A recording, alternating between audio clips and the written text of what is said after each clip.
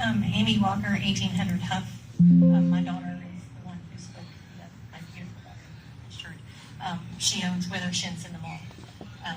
I'm not a really good public speaker either. I'm kind of shaky, but I'm also the one who started the petition to save the mall. But I think it was misunderstood. I am not for keeping the mall as it is. The original idea that was pitched to all of us at the mall was that half of the mall was going to be demolished. All the stores that are in there right now would be compressed to the front. All the repairs that needed to be done to the building would be done. New air conditioners would be brought in, and a sports complex would be added to the rear of the structure.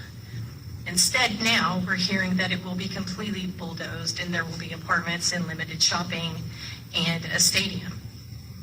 Besides the people who use the mall every single day, the mall workers, the elderly that come there because they don't have anywhere to go, they socialize. There's a community within this community that y'all are ignoring. But outside of that, have y'all asked the residents that live around the mall what they think should happen? Should the stadium be put in there? What's that going to do to their property values? What's it going to do to their taxes around that area? I'm not entirely too sure how taxes work, obviously. I'm scared for y'all are kind of making a knee-jerk decision here. You need to look more at who is going to be affected, not just what we can bring, but who are we affecting and what can we do to help them? The elderly, they can go to YMCA and they can go walk during the week, but on the weekends, there's nowhere for them to go. We have had so many signatures, and I didn't bring it with me because I'm an idiot. And there's a stack like this of 20 signatures per page. Turn red, I can feel it.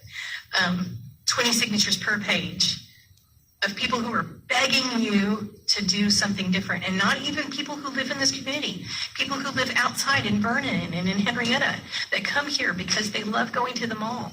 The mall could be great again, but we need to do something to it. We need to fix the roof. We need to fix the air conditioners. Those are things that were neglected from the previous owner. Isn't that what 4B is for too?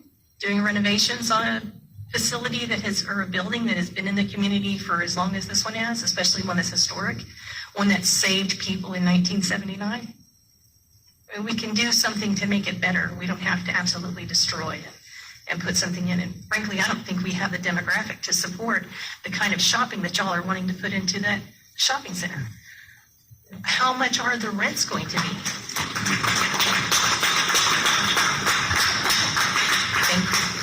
But how much are the rents going to be on those facilities? Nobody said anything about that. I can guarantee they're not going to be as low as what we're paying right now in the mall.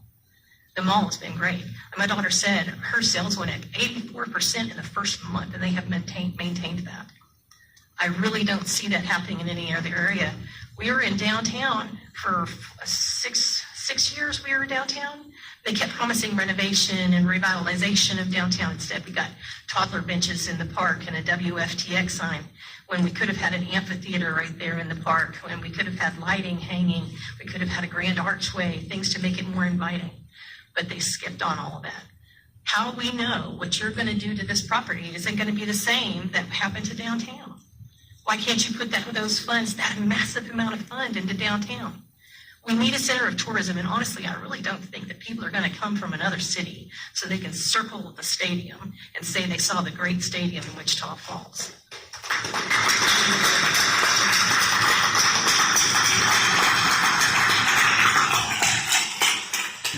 Hello, my name is Darren Young, 1562 Carroll.